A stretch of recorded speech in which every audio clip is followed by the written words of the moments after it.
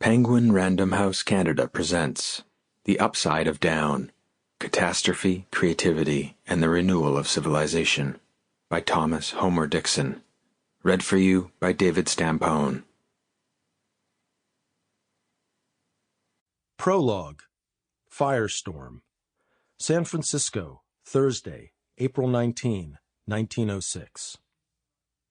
The wind had shifted. Now the inferno turned its attention westward. Block by block, it savaged some of the city's finest houses. As the mayor, chief of police, and members of the municipal council retreated from building to building before the flames, they decided the city would make one last stand. The final line of defense, they announced, would be Van Ness Avenue, a broad residential boulevard bisecting San Francisco from north to south. The street lay directly in the fire's path. If they could use it as a firebreak, they might be able to halt the advance. But if this last effort failed, what remained of the city would surely be lost. Early the previous day, an enormous earthquake had shattered the city's core, snapping cast iron water mains like twigs, toppling thousands of chimneys, and upending coal-burning stoves and boilers. Electrical utility poles fell over, bringing down live wires in showers of sparks.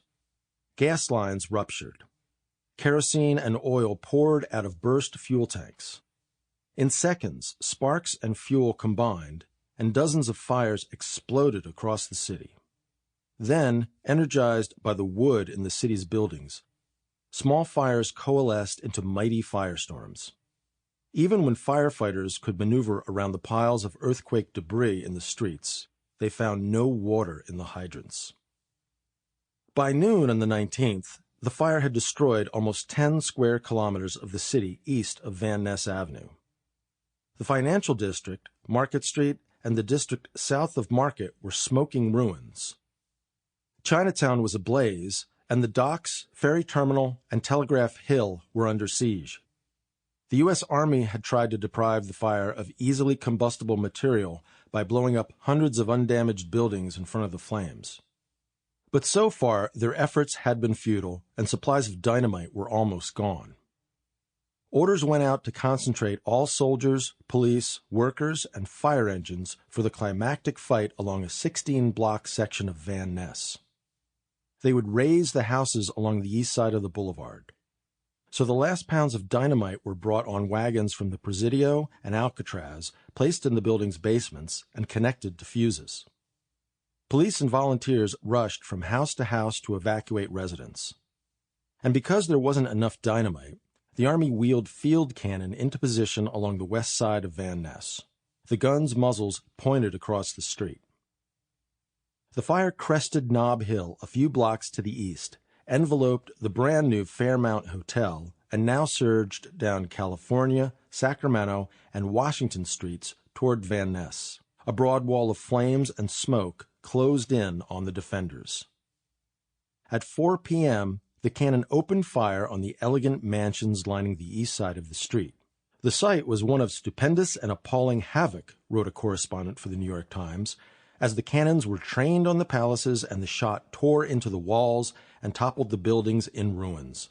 Simultaneously, fuses were lit, and as the dynamite exploded, the dwellings of millionaires were lifted into the air by the power of the blast and dropped to earth a mass of dust and debris. For hours, above the roar of the approaching flames, the air shook with the steady concussion of exploding artillery shells and dynamite. When the fire reached Van Ness, it seemed it would breach the defensive line. The fire spread across the broad thoroughfare, wrote the Times correspondent, and the entire western addition, which contains the homes of San Francisco's wealthier class, seemed doomed.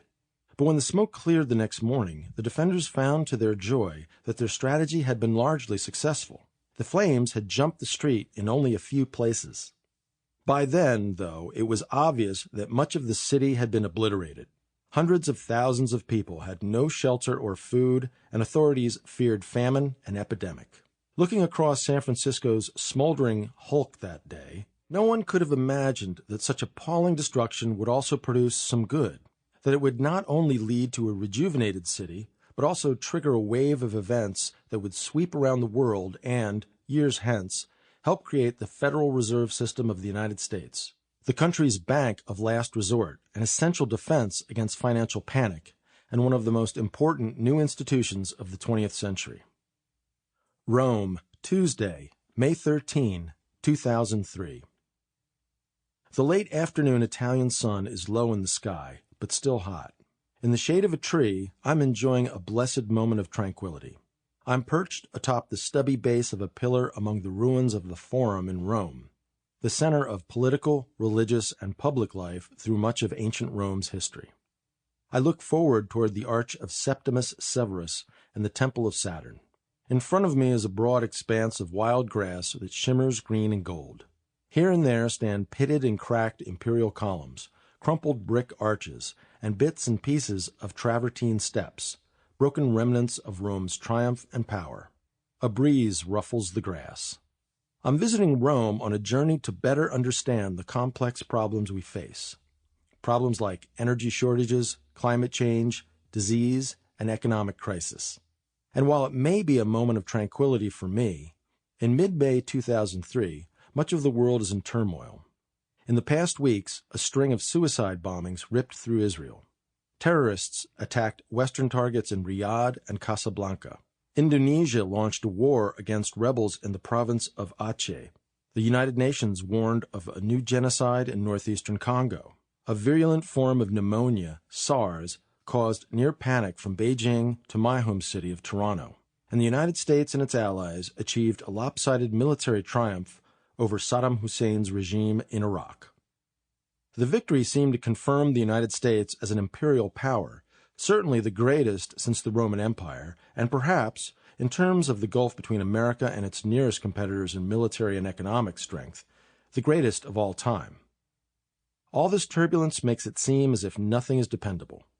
Shocks and surprises seem to rush toward us faster than ever before.